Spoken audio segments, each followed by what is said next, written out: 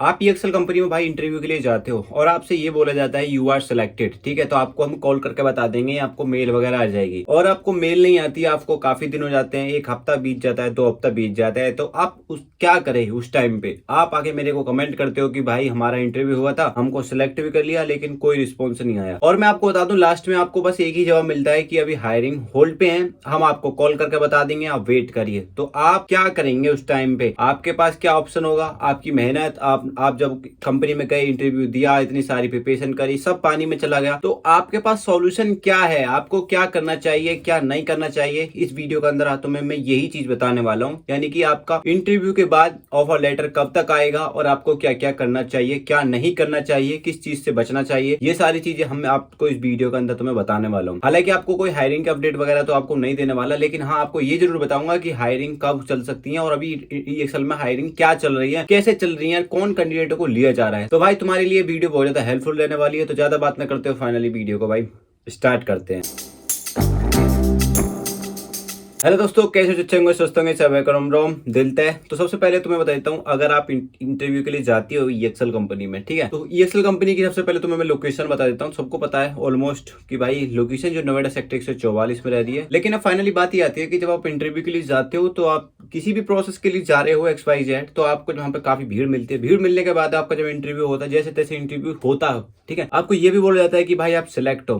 तो आप खुशी खुशी से घर आते हो, बोलते हो कि भाई हमारा सिलेक्शन हो गया। लेकिन और जब आप 1 दिन, 2 दिन, 3 दिन, 4 दिन, 5 दिन, 6 दिन, 7 दिन, 8 दिन, जब पूरे 1 हफ्ता या 2 हफ्ता जब निकल जाते हैं, आपके अंदर से फिर आवाज आने लगती है कि भाई मेरा सिलेक्शन हो गया, तो अब मेल कब तक आएगी। हालांकि सब कुछ कैंडिडेटों को मेल आ जाती है, कुछ कैंडिडेटों को मेल नहीं आती है, ठीक है। आपको एक चीज बता दूं, मैं ये वीडियो इन्फॉर्मेशन के तौर पर बना रहा हूँ कि वो कैंडिडेट क्या करें जो सिचुएशन में है, इस सिचुएशन में फंस जाते हैं। तो जब आपका ऑफर लेटर नहीं आता है, मतलब आपको कोई कॉल वगैरह, कोई मैसेज वगैरह, मेल वगैरह नहीं आती है फिर ईएक्सएल से, तो आपको फिर मेरे पास आके मैसेज करते हो कि भाई हमारा इंटरव्यू में सिलेक्शन हो गया था और अभी तक हमारे पास कोई मेल या फिर कोई कॉल वगैरह या कुछ अभी तक नहीं आया है, तो हम अब क्या करें बताओ। अब वो कैंडिडेट क्या करेगा? उसके पास क्या ऑप्शन है? कुछ भी ऑप्शन नहीं है, क्योंकि आप इंटरव्यू के लिए गए, आपके 2 हफ्ते हो गए और आप ये सोचते हो कि शायद मेरा इंटरव्यू 2 हफ्ते पहले हुआ था, तो अब तो पता भी नहीं चलेगा कि मेरा इंटरव्यू हुआ भी है नहीं हुआ है या फिर कैसे। तो आपको मिस्टेक कहाँ पे कर रहे हो, आप मिस्टेक कहाँ पे करते हो? तो आपको बता दूं, इंटरव्यू के बाद आपको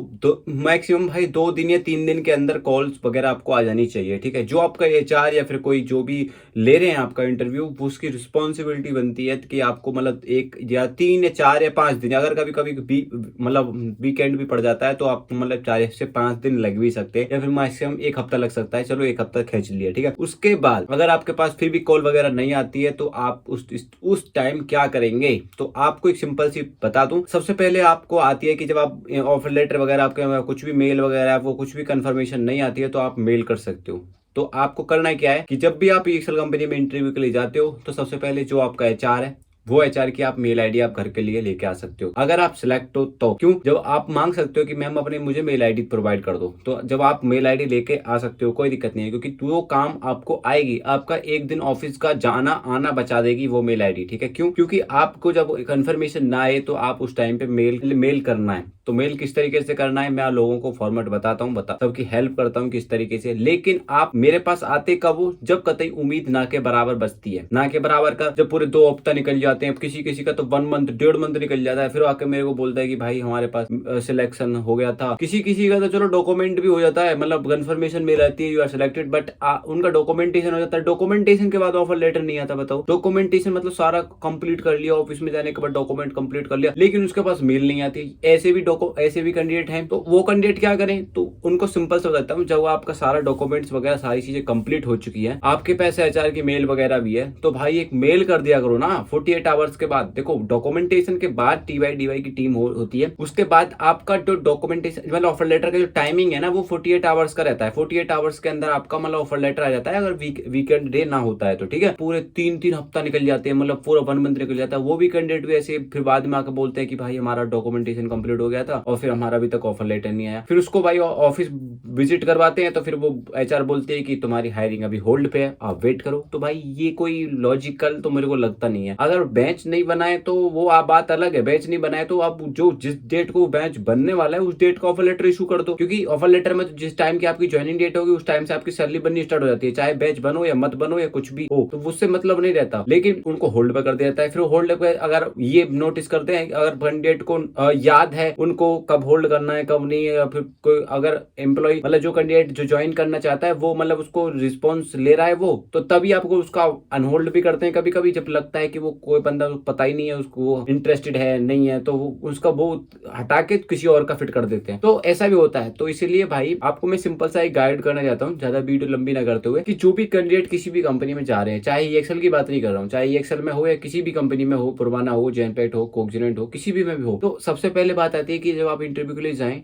अगर आपको ये बोला जाए कि यू आर सिलेक्टेड, तो सबसे पहले एचआर का मेल आईडी आप लेके आ जाओगा। देखो 3 या 4 दिन या 5 दिन के अंदर अगर आपको रिस्पॉन्स आ रहा है तो ठीक है, वरना आप खुद से मेल कर सकते हो कि अब उसमें लिखना क्या है। सबसे पहले तो ये इंटरव्यू की डेट, जिस दिन आप इंटरव्यू के लिए गए थे, ठीक है, और जो आपसे बोला गया था एचआर ने, वो अपना नाम, प्रॉपर एड्रेस, ईमेल आईडी, ये सारी चीजें वहां पे मेंशन करोगे। साथ में लिखना क्या है प्रॉपर वो आपको मैं जॉब डिस्क्रिप्शन में बता दूंगा। अगर कोई ऐसा कैंडिडेट है जो जिसके साथ ऐसा हो रहा है, वो कैंडिडेट मेरे को पर्सनली डीएम कर सकता है, ठीक है, ओनली इसी काम के लिए डीएम करना है, इस काम के लिए नहीं कि भाई आपको मेरे को डीएम पे ले रहे हो कि भाई हायरिंग कब आएंगी, तो इस चीज के लिए भाई डीएम मत करो, क्योंकि हायरिंग के अपडेट में तुम्हें पर्सनली नहीं बता सकता। हर किसी को अगर पर्सनली एक एक करके बताऊंगा तो भाई मैं नहीं बता पाऊंगा, क्योंकि मैं भी जॉब करता हूँ, मेरी भी शिफ्ट रहती है, मैं भी सोता हूँ, फिर मेरा भी टाइम रूटीन मैं मैनेज करने की कोशिश करता हूँ, वीडियो वगैरह आपके लिए बनाता हूँ, एडिट करता हूँ। आज समझ रहे हो ना कि मेरे पास कितना टाइम रहता है, और तो इसलिए मैं बता रहा हूँ अगर मेरे पास हायरिंग की अपडेट आती है तो मैं आपके लिए वीडियो बना देता हूँ। अब वीडियो बना देता हूँ, अब कुछ कैंडिडेट ऐसे भी हैं जो वीडियो प्ले ही नहीं करते हैं, तो सीधा बोलते हैं कि भाई हायरिंग की डेट कब है इस वीडियो में।